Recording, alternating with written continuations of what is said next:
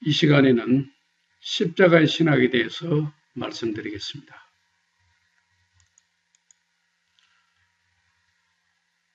두 주제로 나누어서 말씀을 드릴 터인데, 첫째는 예수님의 십자가의 정황에 대해서 말씀을 드리고, 두 번째는 예수님의 십자가 안에 있는 신학에 대해서 말씀드리겠습니다.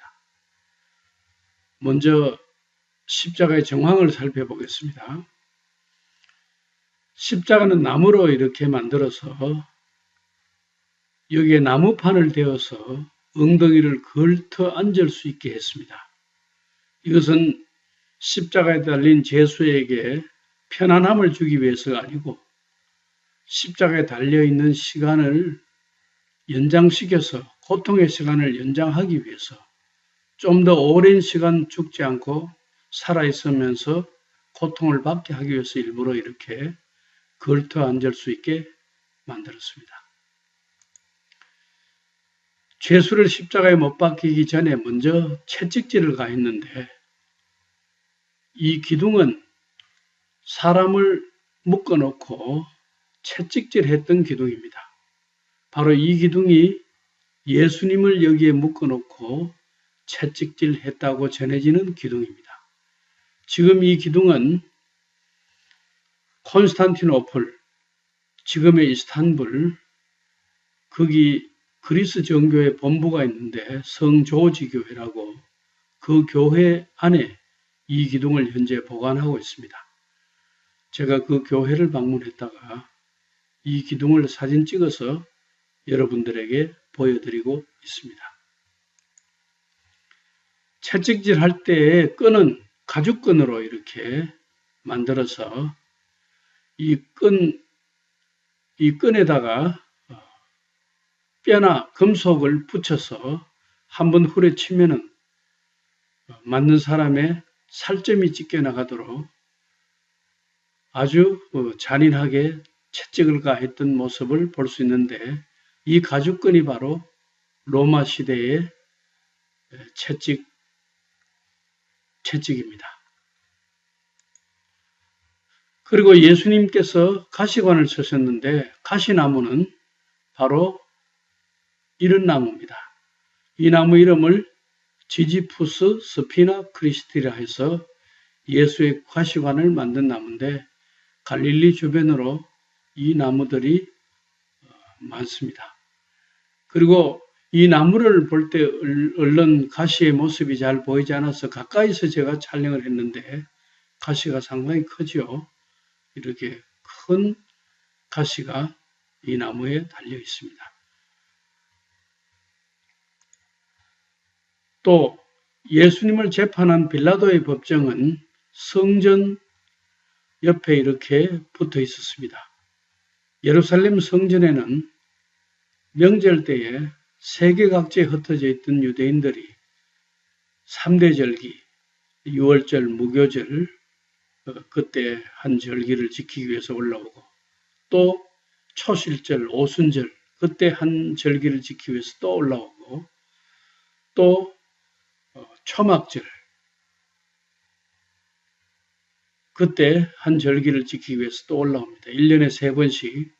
그렇게 올라올 때에 예루살렘 인구는 평소 인구보다 한 10배가 늘어납니다. 사람들이 많이 모이면 요즘처럼 그 데모가 일어나기 쉽죠. 소요가 일어날까 싶어서 이 밀란이 일어나고 소요가 일어나는 걸 막기 위해서 로마 군인들 수비대가 바로 이 성전 옆에 있었습니다. 왜냐하면 사람들이 성전 주변으로 사람들이 그 당시에 많이 몰려들었기 때문입니다. 예수님께서 바로 이 빌라도의 법정에서 재판을 받으시고 골고다에 가셔서 십자가를 지고 골고다까지 올라가서 사형을 받으셨는데 빌라도 법정에서 골고다까지 2번 되어 있는 이 자리가 바로 골고다 언덕을 말합니다. 이것이 예수님이 십자가를 지고 간 길이 되겠죠. 빌라도 법정에서 골고다까지. 그리고 이 골고다는 성 밖에 있었습니다. 여러분들이 사진에서 보시는 것처럼 성이 이렇게 있고 성 밖에 골고다가 있었습니다.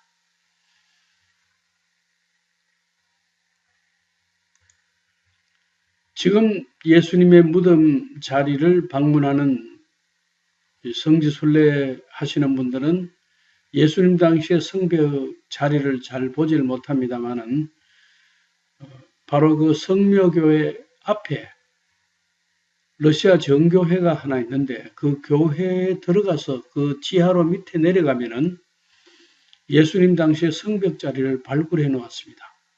바로 여러분들이 보시는 이 사진인데 성벽이 이렇게 발굴된 모습을 볼 수 있는데 위에 사진 밑에 부분이 예수님 당시의 성벽 부분이고 위에 부분은 예수님 뒤에 그 하드리아누스 황제 때 AD 76년에서 138년까지 황제죠. 예수님 뒤에 하드리아누스 황제가 만든 성벽입니다. 그리고 밑에 사진은 하드리아누스 황제 때의 성문의 모습을 발굴해 놓았습니다. 예수님께서 십자가를 지고 이 성문 밖으로 나가셔서 골고다에 가서 십자가에 못 박히셨다는 것을 알 수가 있습니다. 물론 이 성문은 하드리아누스 황제 때 거지만은 예수님 당시의 성문도 이 자리에 있었을 것으로 추정됩니다. 도면으로 보면은 다윗 시대로부터 해서 첫째 성벽은 제가 지금 마우스를 이렇게 이동하고 있는 이것이 바로 첫째 성벽입니다. 여기가 다윗성입니다. 다윗의 왕궁이 있고 이렇게 있었고 이 바깥 둘레 전체를 다 포함해서 이것이 첫째 성벽입니다. 그 다음 예수님 당시에는 둘째 성벽입니다. 바로 이 성전산, 빌라도 법정 옆으로 해서 이렇게 마우스를 이동하고 있는 이 지역들이 둘째 성벽이고 이 성벽 밖에 여기에 골고다가 있었습니다. 그러니까 빌라도 법정에서 이 골고다까지 이 성문을 통과해서 성문 밖에서 예수님께서 골고다의 십자가에 못 박히셨던 것을 알 수 있습니다. 그럼 요즘 예루살렘 방문하면은 여러분들이 볼 수 있는 성벽은 바로 더 넓어진 성벽, 마우스가 이동하는 이쪽 부분의 성벽입니다. 이 성벽은 언제 만들어졌느냐 하면은 터키 시대에, 그러니까 16세기에 만들어진 성벽입니다. 그래서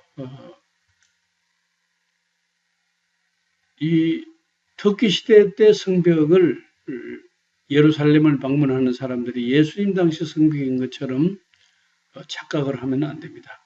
예수님 당시 성벽은 지금 땅 밑에 묻혀서 보이지를 않습니다. 지금 우리 눈에 보이는 것은 15세기, 16세기 터키 시대에 만들어진 성벽입니다.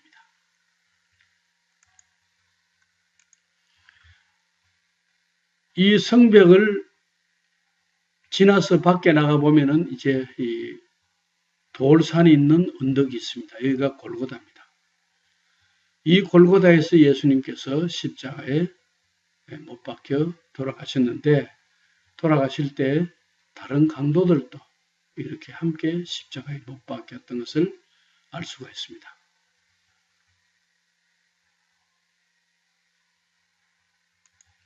십자가에 못 박히는 모습도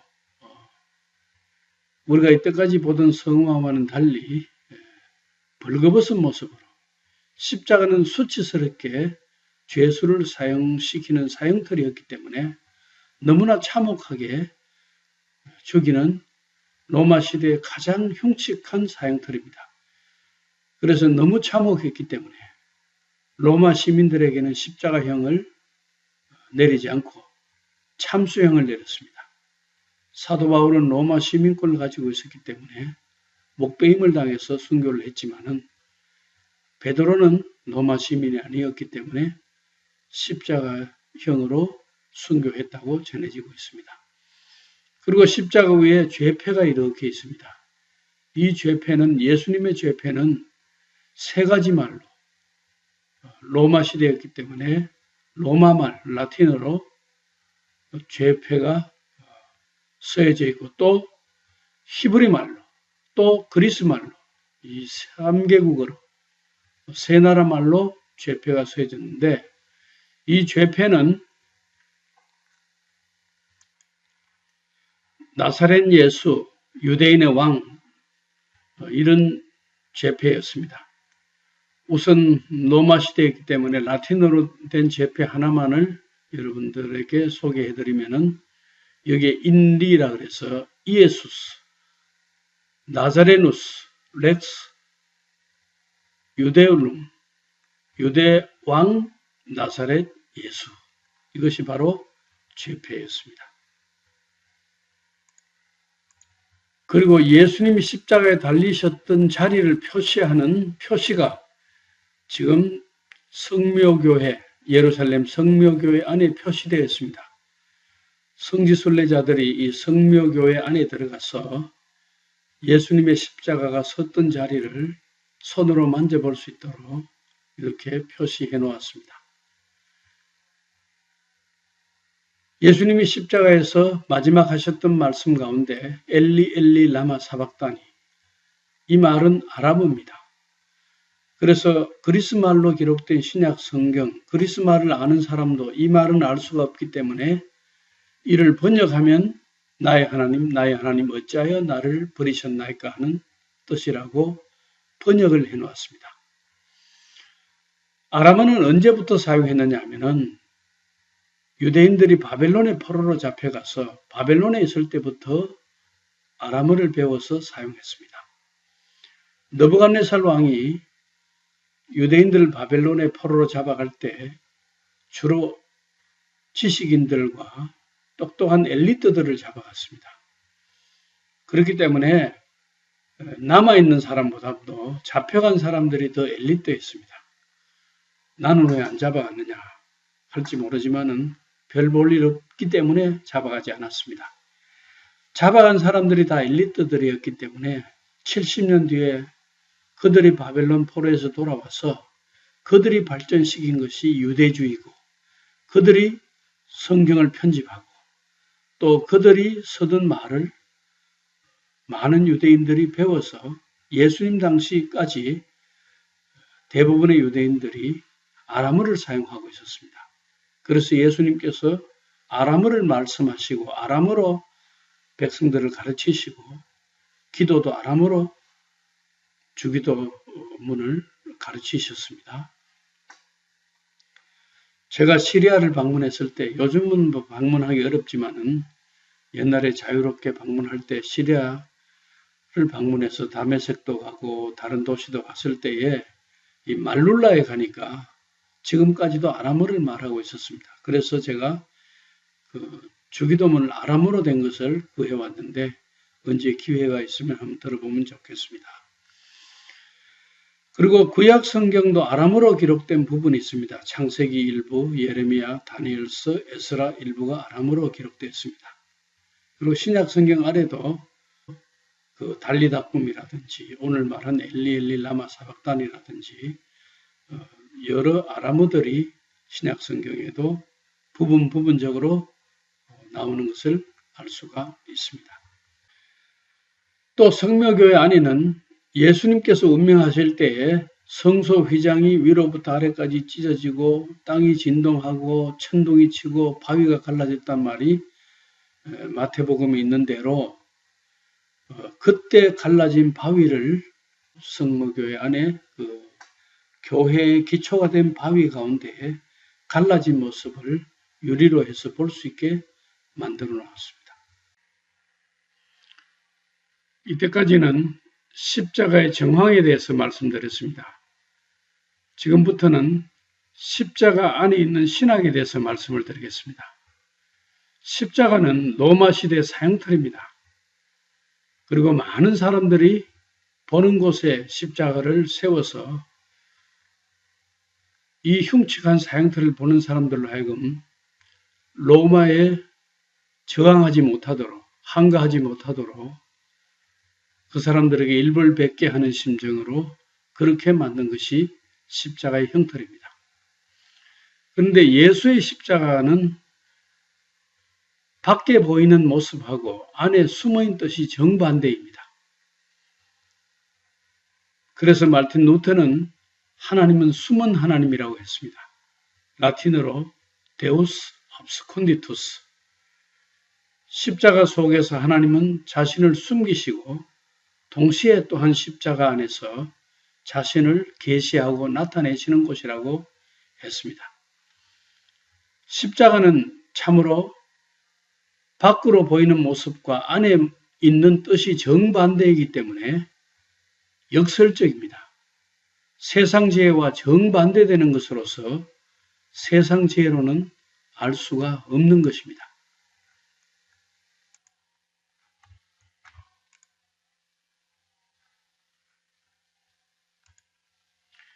십자가는 겉으로 보면 저주지만은 그 안에는 축복이 있습니다.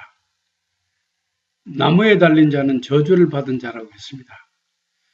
성경 갈라디아서 3장 13절에 보면 그리스도께서 우리를 위하여 저주를 받은 바 되사 율법의 저주에서 우리를 속량하셨다고 했습니다. 그리고 기록된 바 나무에 달린 자마다 저주 아래 있는 자라 했습니다.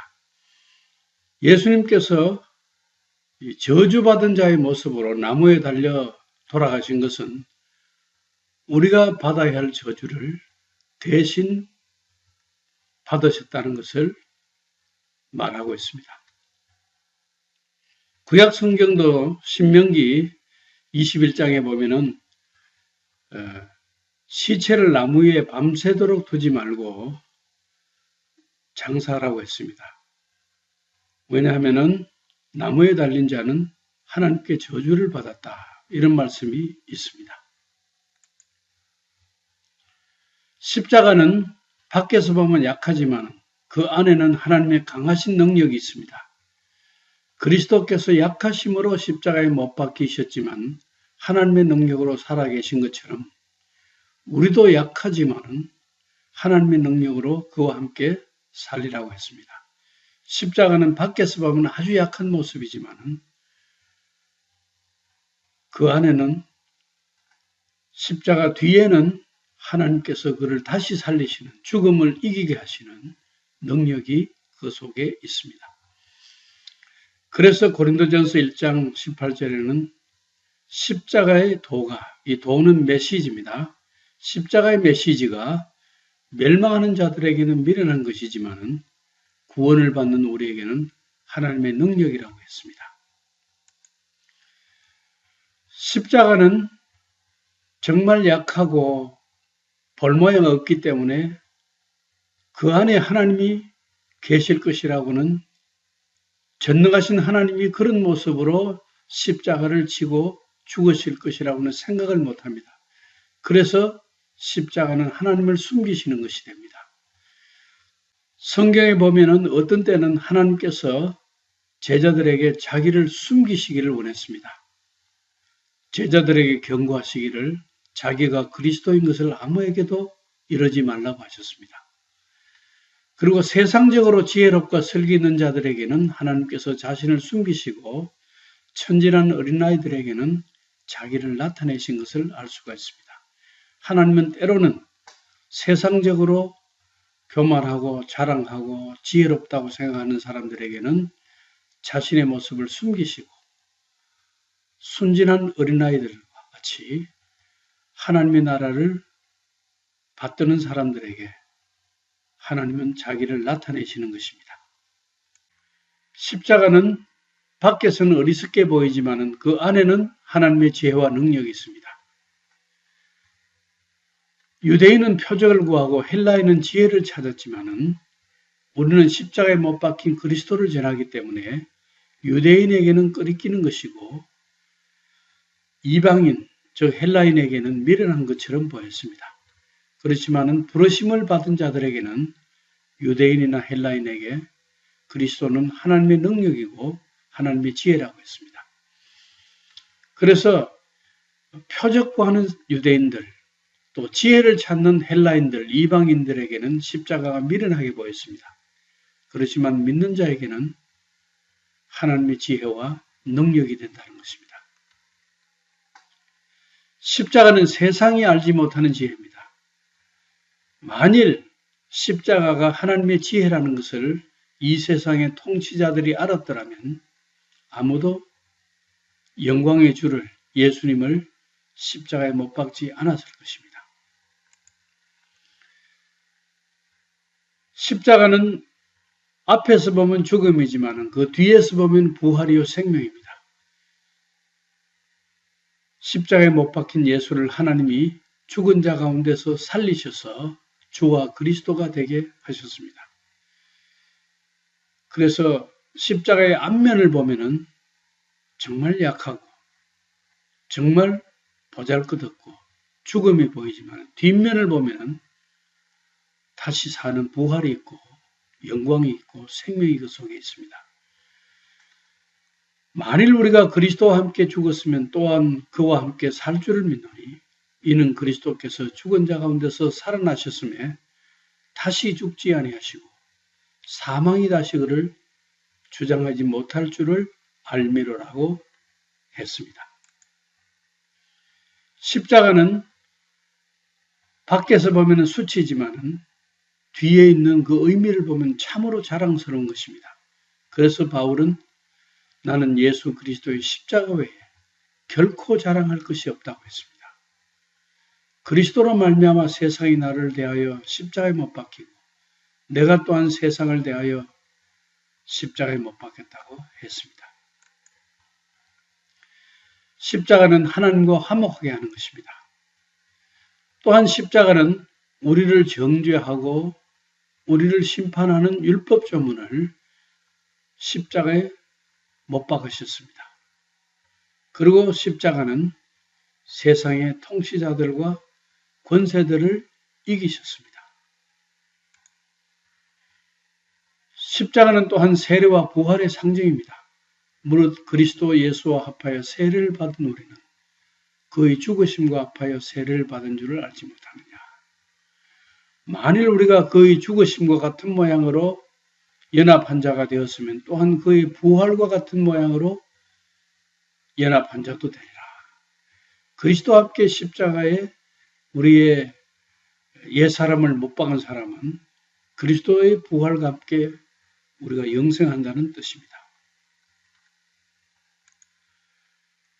십자가는 구원의 정표입니다. 모세가 광야에서 뱀을 든 것 같이 인자도 들려야 하리니 하고 예수님께서 말씀하셨습니다. 여러분들이 보시는 이 사진은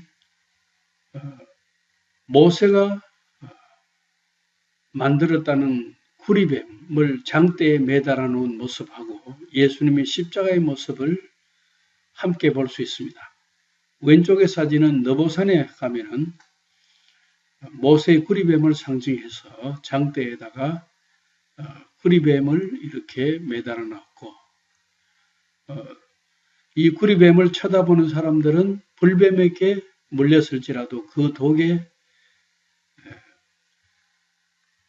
독이 다 빠져나가고 살게 된다는 것을 우리가 성경에서 보았죠. 예수님의 십자가는 죄로 말미암아 멸망하고 죽을 경지에 이르렀을지라도 예수의 십자가를 쳐다보고 믿는 사람은 죄의 독이 다 빠져나가고 살게 된다는 것입니다. 저는 이 모세의 구리뱀을 생각하면서 모세가 구리뱀을 만들었던 구리광산 지역을 가보았습니다. 정말 성경에 모세가 구리뱀을 만들었다고 했으면 구리가 있어야 될 거 아닙니까?